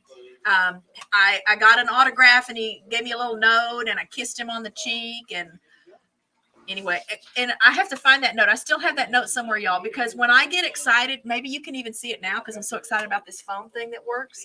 When I get excited, I get this, I call it a nervous rash, and I just get all flushed, and it goes to about right here. Oh, and I got to show y'all this. Oh, I should have done this while Jesse and Lisa were here. Can y'all see my? That is very My nice. Lazy Days Ahead sweatshirt, my hoodie. I told him I would wear it today, and then I forgot to show him. They probably could see that that's what it was. But anyway, so on the note, when he wrote he gave me his autograph, and he said, "Don't get your nervous rash." I think that's what it says. Because they loved to tease me. All the other kids in the group were like, "Oh my gosh, y'all, look how excited Kathy is." And so it can be a blessing and a curse. If I'm angry with somebody, or I'm, upset, I get that rash. But if I'm like happy, so I think I've shared with y'all before, I got to deliver my granddaughter Whitley when she was born. I had that rash because it was a surprise. My daughter was working with a midwife. We were at the hospital, and Stacy had already arranged it with the midwife that I was going to get to deliver. I'm a certified childbirth educator and had been present and kind of assisting with lots of deliveries for a long time before Whitley got here. And Stacy just knew that would be like an ultimate blessing for me. So there was that rash though, so it's a blessing and a curse, but it just means that I'm really there's something really spiking up my emotions. Oh, let me go back to chat and see. So that's one of the famous people I met. And then we were huge Texas Rangers fans for a long time, especially when the kids were little. Like we would go there we would just watch batting practice before the games. And our daughter, Leslie, like had so many balls thrown to her by the players. And so we got to meet a lot of players kind of that way because she was super cute. And when Rafael Palmeiro played with them, she adored him and she called him her Rafi. And so she knew him. She recognized him. He threw a ball or he came over to give it to her because she was just a little tiny and he wasn't going to throw it and make us catch it. And he was walking toward us and she was saying, oh, that's my Rafi. And then when Gerald was born, Pete Incaviglia and I can't remember the shortstop's names, both had babies on the same day, like virtually at the same time that Gerald was born. So we got to meet them at the hospital. So there's my famous people stories. Who have you met that's famous? I met people before they were famous. So the one that you would know of maybe was Steven Jackson, football player. No. He was a running back, but he went to Oregon State with me, and we were actually in the same dorm, so we'd see each other in the elevator from time to time. And then one of my buddies I grew up with since like second grade, Swancut, he was drafted from Oregon State as well to the Lions, but he got hurt so fast people probably haven't heard of him. Yeah, Richard may know that name. I haven't really kept up with football since Bill Swancut. Wow. Since Tony, no. Who was Tony? Who was before Tony Romo? Why can I not remember his name now? Oh my gosh, that's how long ago. The blonde, tall guy. Drew Bledsoe? No. I met Drew Bledsoe actually. So I built him a golf cart when I was in college. Oh wow! I worked for EasyGo. I forgot about that. I worked for EasyGo and I built him a custom like $6,000 golf cart with every bell and whistle. And funny story was when I went to deliver it to his house, he had a house, I think it was at Aubrey Glen in Bend, Oregon. That was the snowboarding town of Oregon. And he was in this community. I come pulling in and there's this kid flying down the hill on his bike and he biffs it. And I'm working. I'm like, so I threw it in park. I did the right thing. I hopped out, helped the kid up, and kind of helped him brush himself off and got him on his feet. And I could see kind of somebody was like, thank you. So I was like, okay, hopefully that's his parents. Hop back in the car, go back to my job. And that was Drew Bledsoe's son. Oh, interesting. Yeah. So I got to chat with he and his wife and, teach them how to use their golf cart. But I forgot about that. Sweet. So yeah, I've been putting things up on the screen that people have met. And when I looked at Brian and Shirley's thing, so the very first presidential election that I voted in, I was a senior in high school. I turned 18 in September, and I got to vote for Ronald Reagan that year. So when I see his name, I think about that. Okay, so I think I showed you. Yeah. And hello, Joe Hupp. How are you? John McKean, wife of Slim Dusty, Johnny Bench. This is fun, y'all. Yeah. Yeah, I've been playing with that random question generator for probably 5 or 6 weeks. I know you guys have seen me toss it in here and there, but I thought we'd do it a little bit differently and just put these questions up on the screen.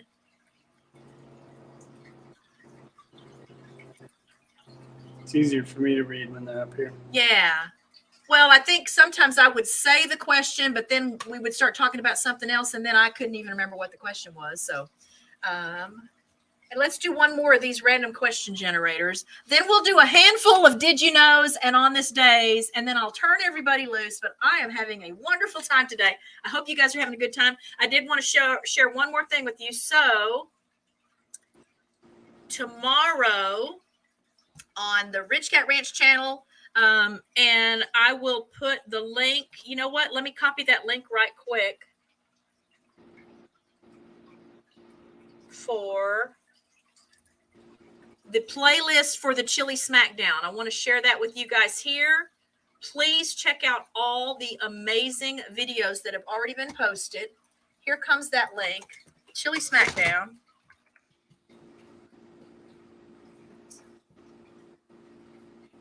Again, I'm so blind and I need light, but I have to have the light right so that I can be seen on the camera. Okay, so there's the playlist for the Chili Smackdown. And then tomorrow, I think it's at 10 o'clock tomorrow morning, I have my contribution to the Chili Smackdown collaboration going up. So I'd love for you guys to check that out. I will tell you kind of a funny story about recording it. So I recorded it like 3 or 4 weeks ago, and then just was gradually putting stuff together. And I'm adding, clips that I recorded as I was making it. And when I'm recording, especially when I'm cooking, so I'll have my phone on the little tripod thing and just, turn it off and on as I have things to record.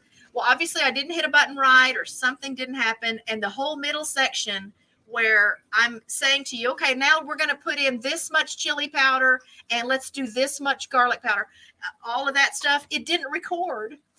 I know the solution. Go ahead. How did you fix it? Okay, so here's how I fixed it. I had made a video like a year ago, maybe longer, where I was sharing a couple of weeknight recipes with people. I did like a herb crusted chicken and a little pot of chili. So all I did was take a clip from that video of the chili. It's just me stirring chili. There's no audio in it. I zoomed in and made it big where all you just see is me stirring the chili, and I blurred it. And then over the screen, I just put to the meat, add this much chili powder, this much onion powder, this much. I just did that, and it just runs for like 30 seconds. I just have some instructions, text on the screen, so no audio.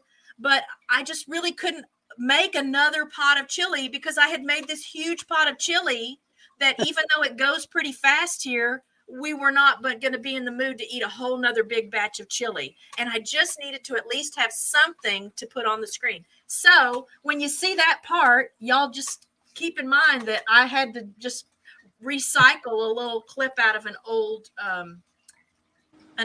video to fix it, because I didn't even press record. I thought I was recording and didn't know until I was putting all the clips into my editing software that it just wasn't there.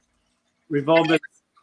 Yeah, I mean, it was probably only like a 2-minute clip anyway, but it was the essence of the video, because it's here's what you put in it. Here's what makes it chili. Here's what I do to fix that, because I've done that dozens of times. And sometimes it's catastrophic where it's like, without this, does this make sense at all?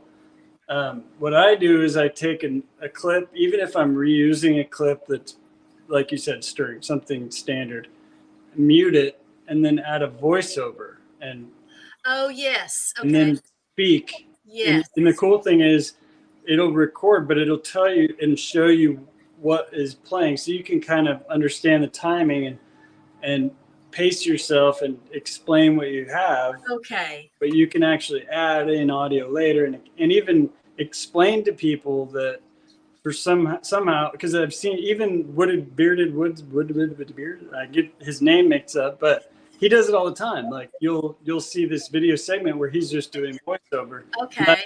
And it may not be exactly that reason, but he didn't, for whatever reason, he didn't like the audio of that clip. Okay. So he went back and muted it and then just added his own voice. I have before had to record a little audio clip because you can't hear what I'm saying. Like there's a loud sound that happens or whatever. And I go back and just put in a little, 1.5 second thing with whatever the word was. So I'll have to remember that. But again, I think it turned out well. And I encourage you guys to check out the playlist. Again, Not For Nothing Homestead, Ginger at Not For Nothing Homestead and Tony at Kettle Kitchen are the hosts of that collaboration.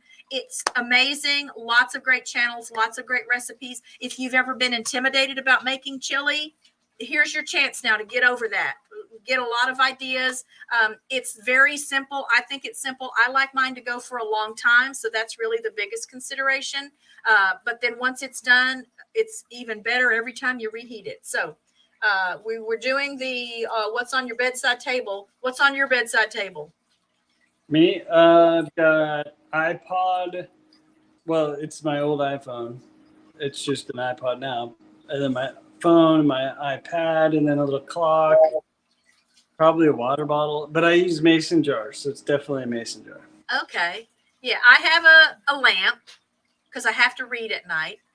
And then I have the charger for my phone. It's just one of these little, you just lay the phone on it. And so that's there. I actually have two phones that are generally on the bedside table at night because one, I listen to the old time radio or an audio book or whatever it is I listen to because I have to be listening to something to purge all the junk out of my head that I'm replaying or thinking about for the next day so that I can actually sleep, which is only bad because every now and then it's something playing that I really, really am into. I want to listen. I don't want it to just clear the other stuff out of my head. I want to know how the story goes. I want to know what happened to the guy or who killed that person. And so I've had some audiobooks playing here off and on in the last month that it's kind of frustrating because I'll fall asleep and then I wake up to go to the bathroom or the dogs need to go out. And then I think, oh my gosh, I have to run that back. I have to run that back now. That woman said she saw that man laying there and what happened? Who did it? So what a great problem to have. So let's see if we've got any other answers to the bedside table. Empty wine bottle. Yeah, and Joe, I do think you can do chili in a slow cooker. Absolutely. Oh yeah. In fact, it might even be easier. And there have been times that I do chili and I just throw everything in at once. So with the Instapot, you can do the meat first in the Instapot with the lid off on saute and brown the meat in the Instapot, and then add all your stuff and switch it to slow cooker. Nice. Yeah. If you guys don't have an Instant Pot, golly, that's a life-changing kitchen device for sure. All right. So that's one of the things I wanted to show you. I posted the link for the Chili Smackdown. You guys be watching for opportunities to get in on these collaborations. It's just a fun way to meet other channels, introduce yourself to other channels, get a little exposure for your channel, and have fun doing something. There's so many different kinds of collaborations that you can find something you really enjoy or that you're really good at that you can share with people, and more people will have an opportunity to learn or enjoy it along with you because it's part of this big collaboration that's being shared and restreamed and put in front of more people. So question for you. Where was the coolest place you performed singing? Well, I did a 3-week concert tour of Ireland and Scotland. So that's pretty up there, mostly because the trip was just literally the trip of a lifetime. So I had sung with this group but for a while, but then I hadn't sung with them for a while. It had probably been 15, 18 months since I'd sung with them. But I got a phone call like on a Saturday. And the first thing the director said to me was, she asked me, "Are you sitting down?" I really thought she was going to tell me someone died, someone that we knew together through the group. So I sat down and I said, yes. And she said, okay, I know you know that we've been planning this trip for the last 18 months. Every 18 months, this group would go to some place in the world. This is the only trip I got to make with them because I wasn't singing with them, 36 months before when they went the other time.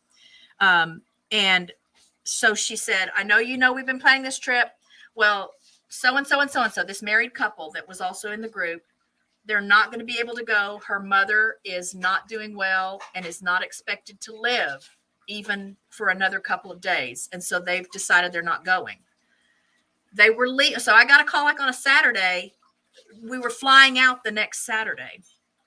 So she said, I just want to know if you're interested. And she said, I'll tell you now, I'm calling you because you sight read you memorize it quickly, and you can sing virtually any vocal part.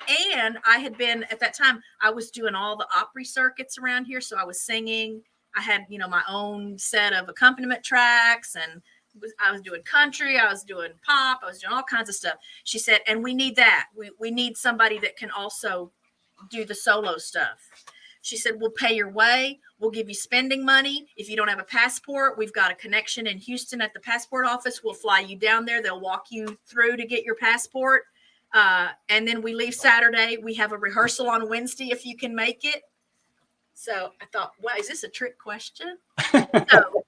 So like I got to sing at St. Patrick's Cathedral in Dublin, Ireland. I sang at the Waterford Mall. I did some solo stuff at the Waterford Mall in Waterford, Ireland. So many places. I don't even remember all the specific places where I sang and where we sang as a group. We did the Hallelujah chorus for a part of it. And but I also got to sing with this group. We opened for Gary Morris. I don't know if any of you know who Gary Morris is, but we opened for Gary Morris I think it was at the Fort Worth Convention Center one year. And that was pretty cool. It was a pretty good sized audience. And, but I just love singing in general. So there's lots of even just little like Kiwanis Club awards ceremony stuff that I got to sing for, and lots of people's weddings. I sang for a funeral once. Police officers. The man was the captain of the SWAT team, and he was married to a woman who was a police officer in Fort Worth, and they had a 3-year-old little boy who died of leukemia. Just very memorable for me because I was pregnant at the time, so I'm already really emotional. And we knew these people. So the SWAT team leader was the brother of my brother-in-law. So my sister-in-law's husband's brother. So we knew them. So, we had been around them, and we'd been around the kids. And so I hope that answers the question. That's cool.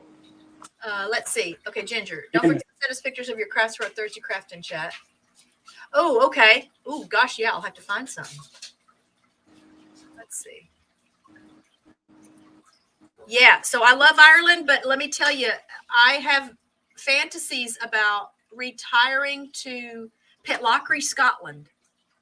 I don't know what it's like now. This was back in '96 that I did the concert tour. But I was so just amazed by Pitlochry, Scotland. It was just a little village. It wasn't even really a city.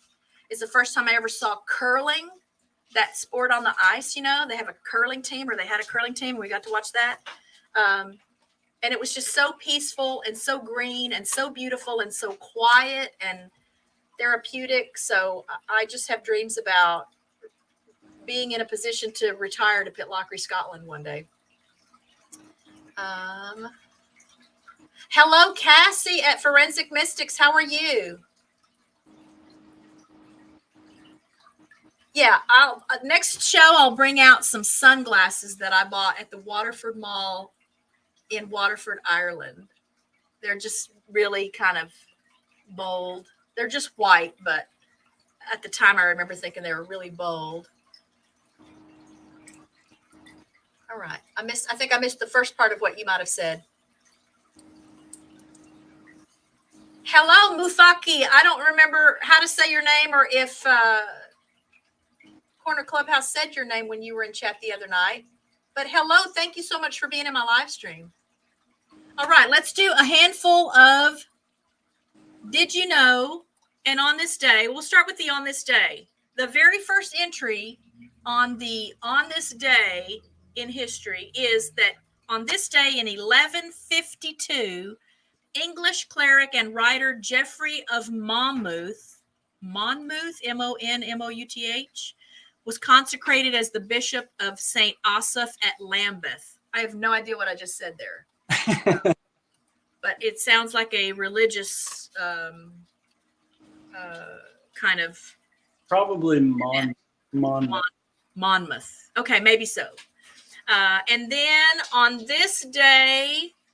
I'm going to try to skip the ones that have these words that I know I'm going to butcher. Although, let's go for it. Just Yeah, we prefer it. on this day in 1389. Here, I'll put the word in the chat. I'll put the name of this place in the chat so that you guys can. It's can fun have to have people pronounce things. Yeah, so you guys can call in and tell me how to pronounce it. So on this day in 1389, battle at Falköping, the Danes defeat King Albert of Sweden. Falköping, I don't know what that is. Okay, so Joe at least knows that it's in Sweden. And then let's go a little farther. On this day in 1538, here's another word. Here, Treaty of Nagyvarad / Peace of Grossbardine was signed between Ferdinand I of Austria and John Zapolya of Hungary. Apologies to anyone who is Swedish or Hungarian or Finnish or wherever these places are from. Je parle français. Je ne parle pas whatever these other languages are.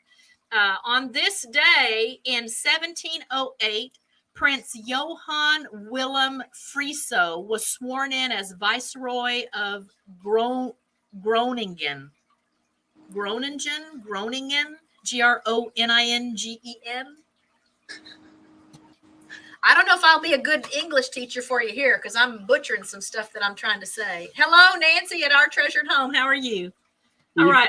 You could have a whole segment where people bring you words to pronounce. Oh, yeah. Let's try that. In fact, so spoiler alert, one of our This and That with Rich and Kat, if you guys have not watched our new Monday series that started, I think 4 weeks ago now. Yeah, because episode 5 comes up on this coming Monday. Richard and I actually do a show together now. And that's one of the content ideas is to get either really long words or foreign words and try to pronounce them. And then fortunately, there are websites. There's places where you can go and there's pronunciation. So, you type in the word and then the computer will tell you, or I don't guess it's the computer, it's a person's voice. They pronounce it for you. Oh, so Joe actually knows about Falköping. Wow. See, look, there's did you knows mixed in everywhere with the on this day. On this day in 1864, I jumped ahead a little, Battle of Tunnel Hill, Georgia, parenthesis, Buzzard's Roost. I guess there was a battle that happened at Buzzard's Roost on this day in 1864. On this day in 1868, the first U.S. parade with floats for Mardi Gras happened in Mobile, Alabama. Hey, Carl, how are you? Thanks for being here today. All right, let's skip ahead a little. On this day in 1899, Western Washington University is established. On this day in 1911, Japan and the U.S. conclude a treaty that continues restrictions on Japanese laborers. And if you guys haven't guessed yet, when I do the on this days, I don't look at them first. I just go to the page for on this day. So you guys are hearing it for the first time when I say it, and I'm seeing it for the first time when I read it. On this day in 1920, NSDAP begins at Hofbrauhaus, Munich. I don't know what NSDAP is. It's all caps, so it stands for something. On this day in 1924, Mahatma Gandhi was released from jail. And on this day in 1942, this is right up my alley. The Battle of Los Angeles takes place, a series of anti-aircraft engagements over the city in response to a rumored but false Japanese attack. It would last until the morning of the following day. And it's got that iconic picture. Let me share that screen. A lot of you may have seen this picture. I thought it was UFO related. Maybe there were reports at the time that it was UFOs. It's that picture. So maybe you guys have seen that picture before. Okay, so now on this day, let's get a little more current.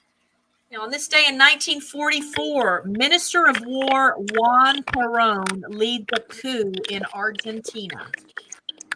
On this day in 1952, Canada wins 6th Olympic ice hockey title, courtesy of a final round 3-3 tie with the U.S. at the Oslo Winter Games. Canadian center Billy Gibson top scores with 19 points. I don't know what the sound is. I hear that's like something out of the movie Signs. Close that alien looking picture. That's when it started. Okay. That's weird. Oh, so I closed it and I still hear it. Yeah, so do I. Oh, we got mice. We've got mice. So we're going to move on though. Oh no, I want to do the most current one. I like to do the most current one. So I closed that page altogether. All right, let me go back to that and find something current. Oops. Did I lose you? Uh-oh. Can y'all still hear me? I think I lost Brian. Let's put this back over here. And we'll see if he comes back into the green room. And I'm going to just jump ahead to something a little more current before I give you a handful of did you knows. Let's get to the 60s.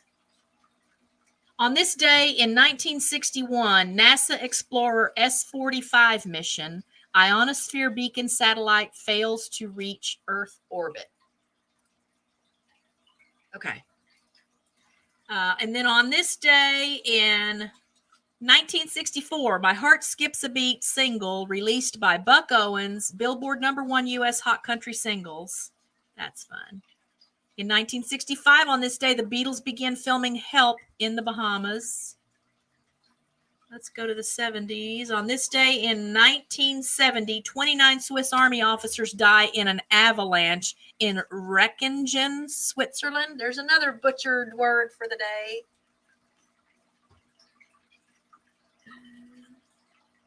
Oh, you can come back if you want to, Bearded Eagle. On this day in 1976, Cuba adopts its constitution. On this day, also in 1976, Leonid Brezhnev opens the 25th Congress of the CPSU. Also on this day in 1976, Jules Pfeiffer's Knock Knock premieres in New York City. On this day in 1980, revival of Brian Clark's stage drama, Whose Life Is It Anyway? Oops. Starring Mary Tyler Moore and James Naughton and directed by Michael Lindsay Hogg, opens at the Royal Theater, New York City, and runs for 96 performances. On this day in 1981, Britain's Prince Charles announced his engagement to Lady Diana Spencer. On this day in 1982, Wayne Gretzky scores the NHL record 78th goal of the season en route to 92. Let's move ahead a little more. On this day in 1989, stalker Margaret Ray was found in David Letterman's home and claimed to be his wife. I forgot about that.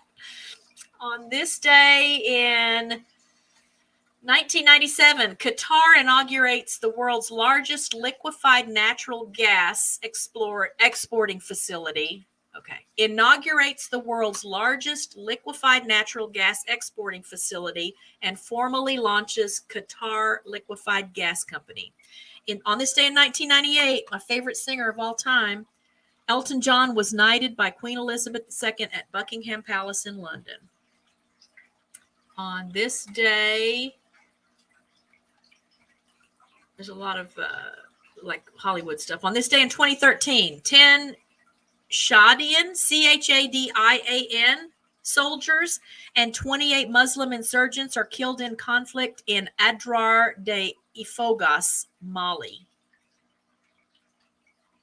I wonder if y'all have to go back after the stream ends and just listen to these things again to try to figure out what I'm saying.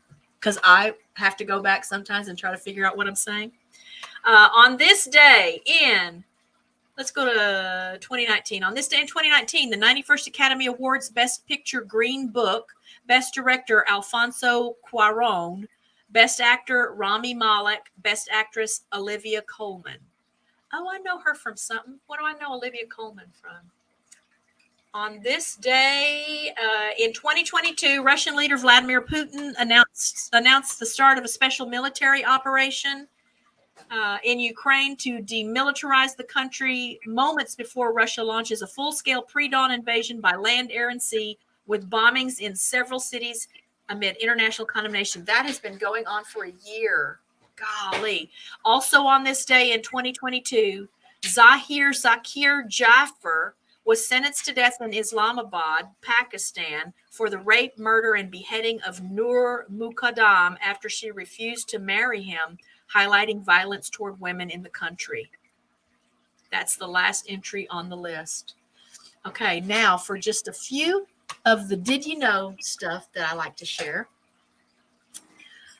Did you know Antarctica is covered in a sheet of ice that's 7,000 feet thick? I might have shared that with y'all before because I remember talking about something and telling you that a mile is 5,280 feet. So to consider that there is a sheet of ice anywhere in the world that's 7,000 feet thick is astounding to me.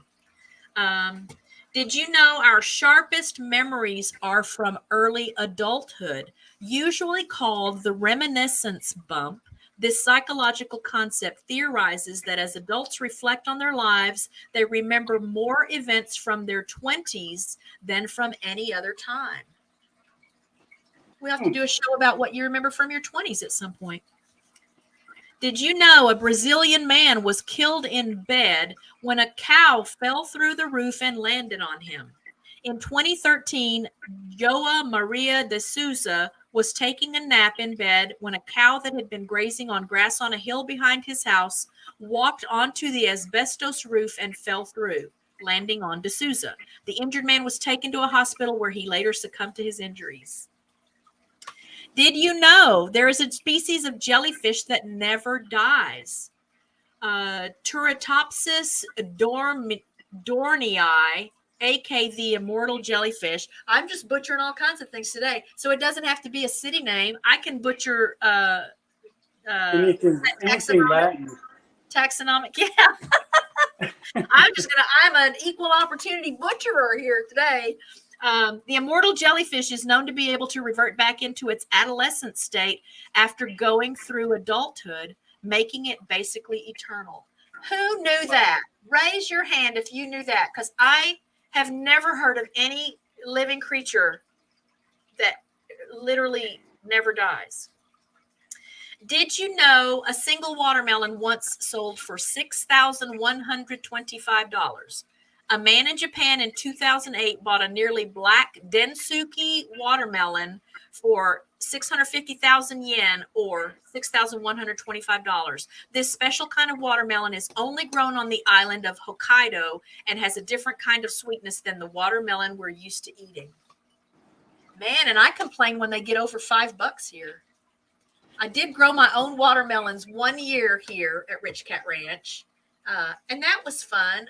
I don't know why I haven't done that again, because I can make myself sick eating watermelon. Like I can eat a whole watermelon in one sitting. I love watermelon that much. I've got one for you. Did Okay. you know that more people die every year from falling coconuts than they do shark attacks? Coconuts. COCONUTS. Oh, wait. Say that again then. More people die from falling coconuts than shark attacks. I did not know that. Who knew that? How do you know that? It happened to. It was in some news article I just read the other day. It's like 450 a year. Golly Moses. So is this people that are struck unaware, like they're just walking under a tree and a coconut falls, I guess? Or they were shaking it and a different one fell, or I don't know. Wow. Yeah. Oh, So I love this. I think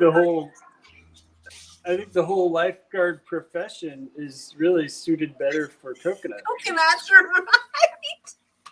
Right? Yeah. No swimsuit required. Yeah. Did you know Einstein's brain was stolen when he died? Look, all right, we're ready. Yeah, next week on the show, everyone is required to wear hard hats. When Nobel Prize winning physicist Albert Einstein passed away on April 18th, 1955, he left behind specific instructions. He didn't want his body to be worshipped or his brain to be studied, so he wished to be cremated. However, Thomas Harvey, the pathologist who was on call when Einstein died, didn't quite respect Einstein's wishes. Instead, he stole Einstein's brain. When Einstein's family found out, they didn't press charges or quite object to the theft, and Harvey was able to keep the brain in 2 jars in his basement. So did it take 2 jars because the brain was really big, or were the jars really small, or what's that about? We'll do one more of these. Did you know King Tut owned a dagger from outer space? I want to see hands in the chat. Who knew that? King Tutankhamun like it was forged out of a meteor, or yeah, dagger, a dagger came from space. Yeah. Do you hang out on this page? Yeah. King Tutankhamun had lots of cool things that were buried with him when he died, but one of his most intriguing may have been a dagger made of meteoric metal when archaeologists found it in his tomb in 1925. Recently, scientists were able to confirm the dagger was made of iron, nickel, and cobalt, and strongly suggests an origin that is out of this world. Space daggers. Yes, space daggers. You heard it here first, y'all. Yep. First call-in live stream homesteading show. First space daggers discussed in a live stream homesteading show. And a bearded eagle to boot. All right, so that's all we're going to do for our little tidbits and snippets. I'll just apologize again for the butchered names and places and Latin taxonomic qualifiers there. But my strong suit is just talking, not necessarily pronouncing. But do feel free to send me your contributions for how to pronounce words. I know when I was in my anatomy and physiology class, the last time I was in college, I've been in and out of college so many times, it's not even funny. We had to do a PowerPoint presentation with audio because part of the objective was to demonstrate mastery of pronunciation for some of these words. So it was my first encounter with the word esophagogastroduodenoscopy. It's as long as it sounds. And I just remember feeling so accomplished that I made my recording to go with this PowerPoint presentation, and I didn't butcher it. So you'll have to ask your gastroenterologist what that is. But there's my big word of the day that I actually do know how to pronounce. And yeah, you can throw out all the French words you want. Again, I speak French, so I don't think I'll mess that up. But obviously, it's, no, all bets are off if it's some other word from another language or country. But I had a good time with you. I hope you had a good time. Yes, I did. It was awesome. I hope you guys will check out Bearded Eagle's channel. Again, a lot of great stuff. He teaches. There's escape. You can be in nature with him. If you like fishing, but you don't have time to do it, like I guess that's the excuse I'm going to use for me and Richard, it's a way to vicariously go and do something that you like. We'll be excited to watch your garden coming along. We'll be excited to watch your cute kids in the videos. You've got that ready-made content there. I will be excited to go back now and watch some bear eating videos. Do you have bear eating? Have you cooked bear on the channel? No. Okay. So if it comes up, send me a message. I want to know so I can be the first person to watch the video. I have bear meat in the freezer, though. Oh, yeah. So when you cook it, send me a message because I want to be the first person to watch the video. I just don't like it very much. Oh, maybe you just need garlic and onions. You need to saute a lot of garlic and onions. I imagine so. I mean, when you add garlic and onions to anything, it tastes better. And butter. Oh yeah, right. Butter, olive oil, garlic, and onions. Right. Yeah. That works with everything. I appreciate you being here. Again, I had a great time. You did great. Thank you. And I'll be following your channel now. So every week you're going to be on my little list of channels and what your subscriber count is. And if you need something or I can ever help you, give me a call, send me an email. Thank you to everybody in the chat. Thank you to those that helped me try out the new call-in concept. Y'all, again, if you are a channel member, We have a live stream. Richard and I will both be on our live stream. The Q&A with R and K. Ask us anything tomorrow. Some of that we'll do by phone. You guys can call in and ask your questions just because I really think that's fun. I just think that's so fun. I'm comfortable saying you really can't ask anything. Maybe something would come up that we don't want to answer, but you can still ask it. And this will be our first ever members only live stream. So it will go out to everyone on the channel like a month after you guys get to see it and participate in it. But if you're not already a channel member, I invite you to become a channel member so that you can be part of these kind of events. And it does help. It does make a difference for us in feeding all these animals and rescue critters and keeping our channel going. Because I'm an old retired lady now, and this is how I'm making my living, is doing animal stuff. So love to all from Rich Cat Ranch.